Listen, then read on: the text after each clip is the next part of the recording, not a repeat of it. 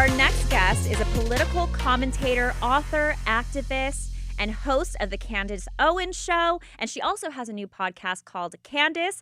Welcome to the TMZ podcast, Candace Owens. Woo woo!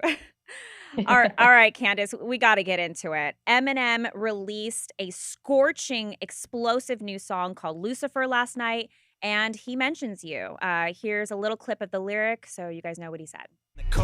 And Candace, so I ain't mad at her. I ain't gonna throw the fact, bitch forgot she was black. Back at her, laugh at her like them crackers. She's backing after her back is turned in a cute MAGA hat with her brand new white lives matter shirt. Or say this MAGA dirt bag in a skirt. Just open the biggest can of worms on the whole planet Earth. Call a grand wizard clan, that's a grand dragon. Her like the national anthem. I won't stand for the tramp, but I can't diss her cause my plans are to get in her pants. And I'll blow my chance if I answer back to her.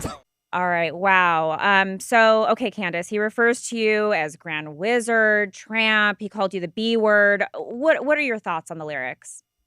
I could not have laughed harder when somebody sent this to me. I just think it is so lame. He has now cemented himself as a lame person.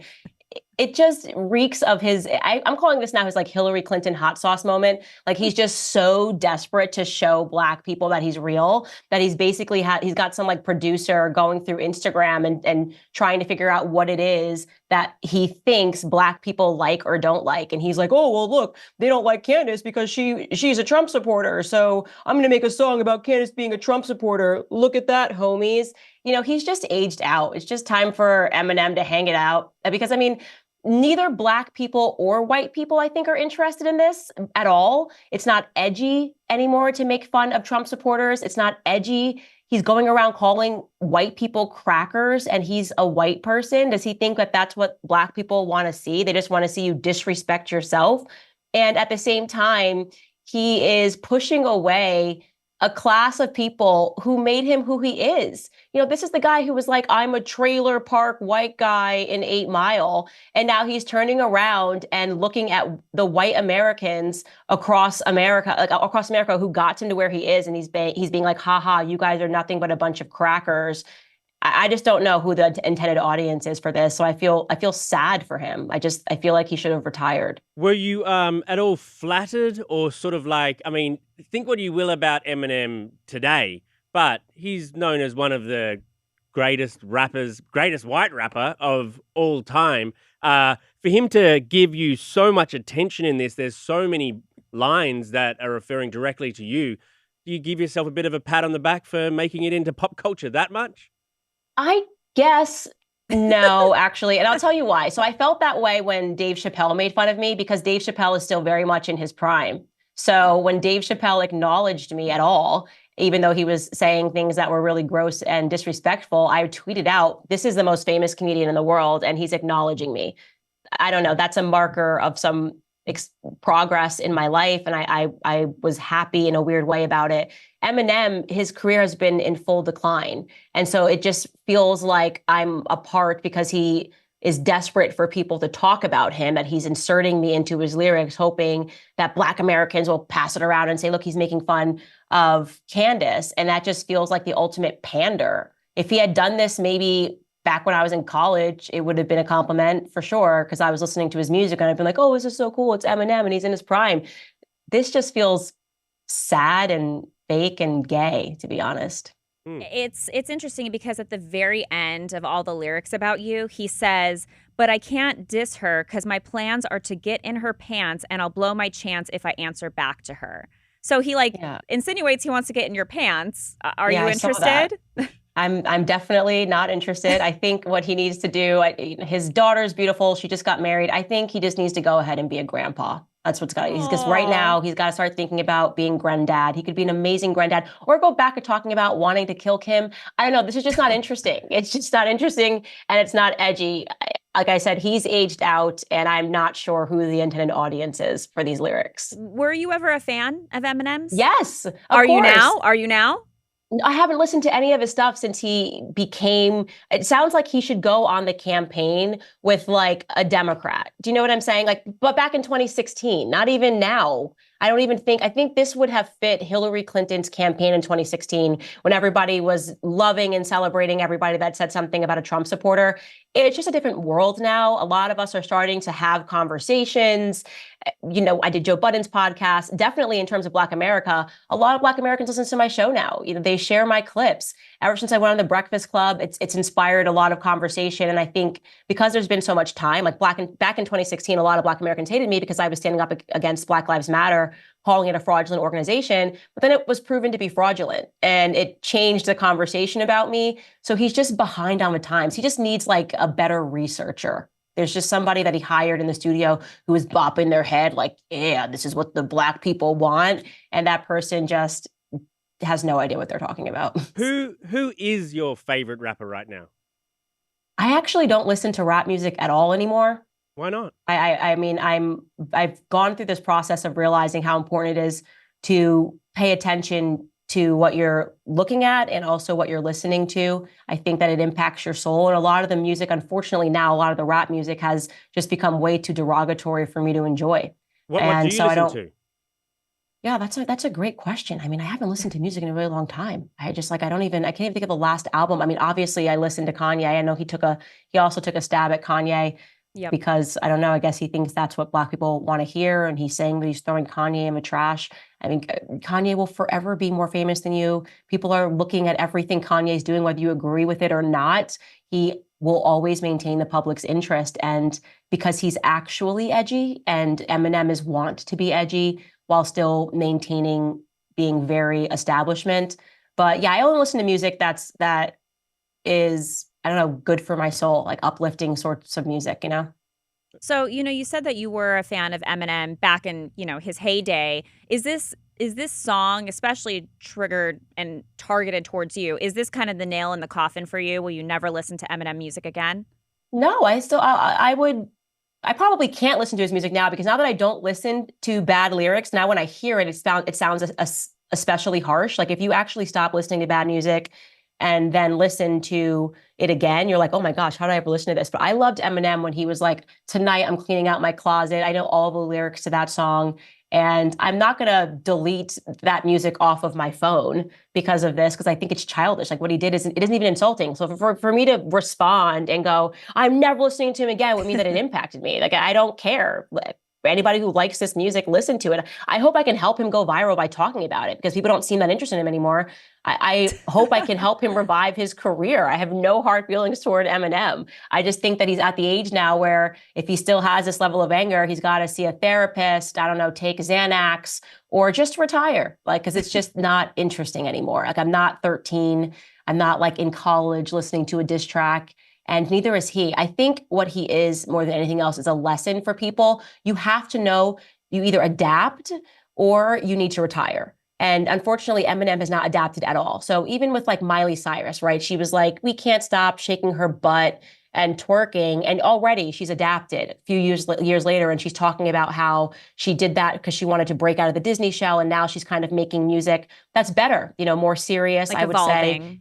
Yeah, she's evolving, and he just hasn't evolved. And so it's sad. It genuinely is just sad. He's still the Eminem that I listened to when I was 13 years old to be edgy.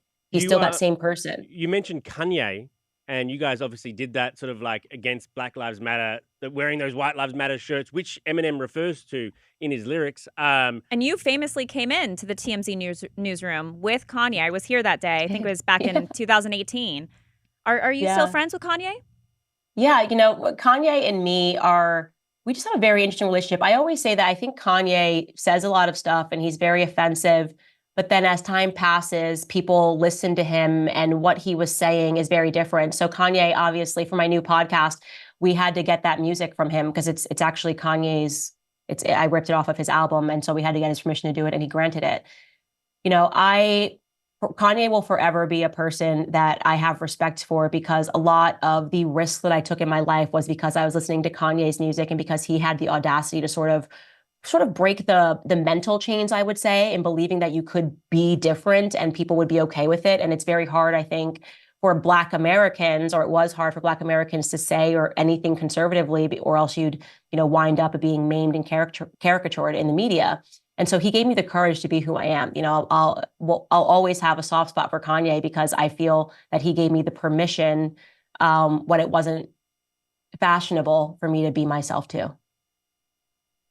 Well, you know, it's interesting that you say that because, and you're also like on the flip side, you've always like spoken out for, you know, women's rights. And there's been kind of a controversy around Kanye because I'm sure you've seen the way he styles his wife, Bianca Censori. It's very risque. I mean, you're seeing all the bits and pieces underneath like a teeny tiny cloth that she's wearing. What are your thoughts about him styling like this? And she doesn't even speak, by the way. So, Right. you know, it's kind of dicey and people don't like it. What are your Right. thoughts on that?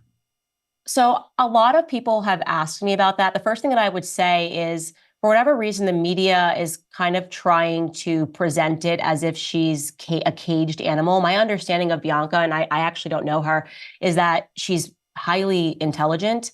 And so Kanye isn't forcing her to wear that stuff. I just think that we should understand that she's making a decision, whether or not it's his idea and she's going along with it. She is allowing this to happen. Like this woman is not a victim by any means necessary. And she, from the few words I've heard her speak, seems to be happy. Now, my perspective on nudity in general, I am very against pornography.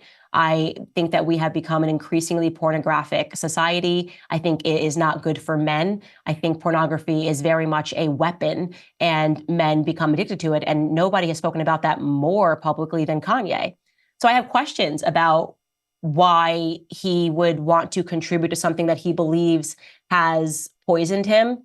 And has You're referring to how he said he was going to be starting a porn company, correct? No, he actually spoke out. I actually think it was when I was on TMZ all those years ago about his pornography addiction and how he has struggled with it. And that, by the way, is a very brave conversation because there are a lot of men who are struggling with pornography. And I think he was one of the first people to ever breach that conversation because people don't think it's acceptable to talk about pornography as an addiction because we've become so immune to it. Like, I mean, even if you look up and people are trying to sell a bag for whatever reason, that's now softcore porn. Like women can't even sell you a Gucci bag without having their boobs out. Why? Like, why can't you just wear clothes?